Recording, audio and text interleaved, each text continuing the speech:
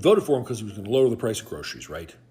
Milk and eggs and gasoline. You voted for him because you needed the price of basic shit that you need to live to come down, and you felt he was going to do it, despite the fact that he offered no plan as to how, despite the fact that he lies so goddamn always. You were like, no, he's a businessman and he's looking out for the average American. So he gets into office, and what's he do right away? He takes LGBTQ plus and turns it to LGB. He throws away the T and the Q and essentially throws away the people they represent as well.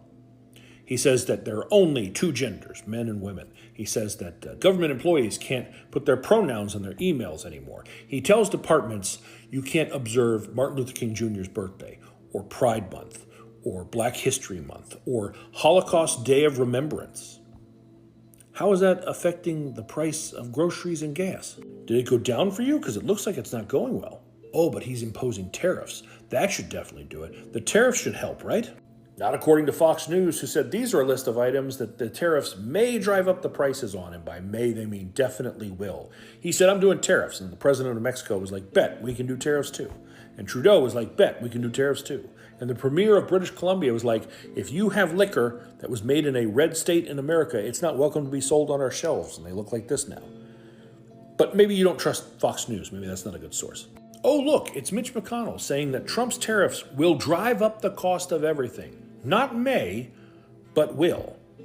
Oh, but he is cutting that government spending. He has Elon Musk, the eccentric billionaire James Bond villain, in charge of Doge.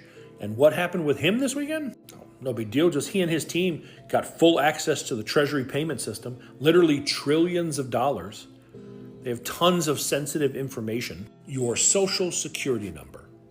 He and his crack team now have access to your social security number. His crack team that we didn't know who they were until some journalists did some digging and identified at least 6 of them, aged 19 to 24. One of them still in college, none of them having any government experience, and we also don't know exactly what their immigration status is. There's a possibility that some of them are here working on an H-1 visa because that's something that Elon's very fond of.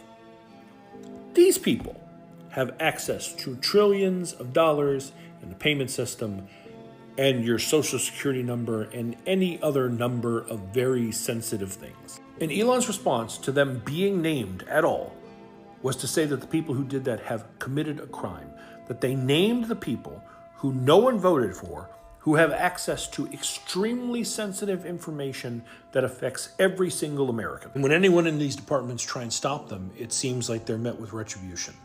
They're put on leave, fired, essentially, for saying you shouldn't have access to really sensitive information. You know who thinks all of this is a really good idea? Russia. Russia's pretty happy about it. But maybe you're like, hey, he's trying to cut back all this wasteful government spending. That should help our economy. You think the economy is going to do better? Cool. You know who doesn't think that? Hedge funds, which began buying short and betting on a stock market crash, which is raising alarms for 401ks. The price of eggs should go up, but also your 401k should go bye-bye. And it's not wrong that you wanted the price of eggs to come down, that the cost of living was a concern for you. It should be, and the government should care about it. Maybe the problem was putting your faith in a man who made it clear that he likes to throw away people he doesn't have use for, who wanted to blame a bunch of the world's problems on being woke, on acknowledging a group of people like the trans community who make up less than 1% of our community, who told you the immigrants who come here and pick your food and last year paid more than $90 billion in taxes and Social Security that they can never access, that just goes into the pool that helps you, that they're the bad guys, that they're the ones who are making your life hard. And now they aren't in the fields picking those vegetables. Vegetables are dying and rotting and will never go to market. And when there's less of something, the price goes up. They're not finishing roofing jobs. They're not doing all of these things that they've been doing because ICE is raiding these construction sites and arresting them. That's not helping you.